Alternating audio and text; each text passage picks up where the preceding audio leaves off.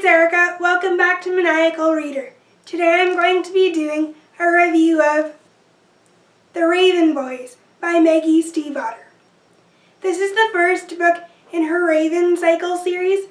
I read this book back in May and I gave it 3 out of 5 stars. This series follows a girl named Blue Sargent. Blue comes from a family of psychics. Her mother, Mauve, and her 2 best friends are all psychics, except her. All her life, Blue has been told that if she kisses her true love, he will die. So because of that, Blue has not been interested in boys or falling in love at all.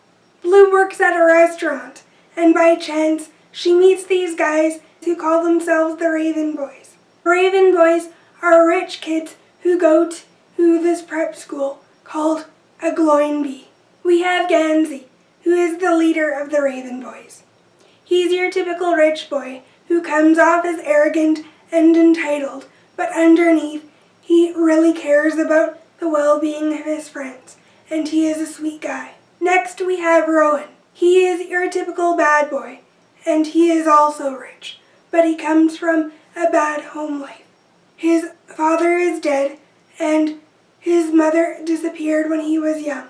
Since his father's death, he hasn't really had a good relationship with his older brother named Declan, but him and his younger brother Matthew are close. The third Raven Boy's name is Adam. Adam is a scholarship student that goes to this prep school. He is smart, but he is jealous of what everyone around him has. He comes from a poor background, and he doesn't really have a good home life either. His father beats him, and he has a hard time dealing with that, and his mom isn't that much help either. Lastly, we have Noah. He is the quiet and observant type of the group, and he doesn't really say much at all. My favorite character in this series is Rowan, because he's your typical bad boy, and I like bad boy characters. The plot developed really slow in this first book, but I think that was because of the world building. Gansey is obsessed with ghosts and something called the ley line in this southern town called Henrietta. Gansey and his friends want to track this ley line in hopes of eventually finding the Raven King. In this first book, Gansey and his friends, as well as Blue, come across Cabe's Water, this mystical forest, and the plot happens from there. I did like this book, but like I said, it was slow, so it took a long time for me to get interested in this book. I only became interested in this book about halfway through, once things started to really happen. I won't spoil this book if you haven't read it, but what I did like about this book is being introduced to all of the characters. One of my favorite parts in this book was a certain scene where Adam was trying to figure out where he would live once bad things happened between him and his dad, and Gansey was just following him in the car and making sure he was alright. I loved that scene. Even though we get to see the main plot and some of the main characters, readers are also introduced to some of the side characters, like Mauve, who is Blue's mother. Blue's mother isn't really interested in Blue's life because Blue has always been a good girl and Mauve has always trusted her daughter. That's only until the Raven Boys come into her life that Mauve starts worrying about Blue and doesn't really want her hanging around the Raven Boys.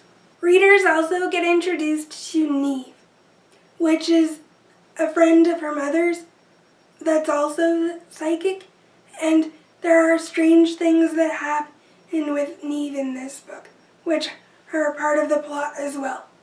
Even though Blue has a good relationship with her mother Mauve, she doesn't know anything about her father. Her father disappeared when he was little, and her mom never talks about him. So there's this mystery surrounding Blue's father in this book. Also, Rowan has some conflict with his older brother in this first book, so readers are wondering that there might be a secret it surrounding his father's death. Even though I did like the characters and the plot in this book once things started happening, it took a while for me to get into it, which is why I only gave this book 3 out of 5 stars. After reading this book, I was curious to know if more would be told about Blue's dad and Rowan's dad in this book, since there are mysteries surrounding these characters. I also liked the introduction of the character named Welk. There was a mystery surrounding him in this book as well, and I think he made the plot a little bit more exciting, which I enjoyed. The last thing I wanted to mention about this book, even though I loved the characters and the plot was slow, I did notice Maggie Stiefvater's poetic writing style and descriptive writing style. I haven't read a lot of writers who are poetic, so I think that's what makes this a different kind of fantasy, which I think is cool. I definitely appreciated the writing style in this book. That's it for my review of The Raven Boys. If you've read this book, comment down below and tell me what you thought about this book. What parts you didn't like, what parts you did like, and what were your expectations moving forward into the series. Check back soon for my review of The Raven King. I'll see you guys in my next video. Bye!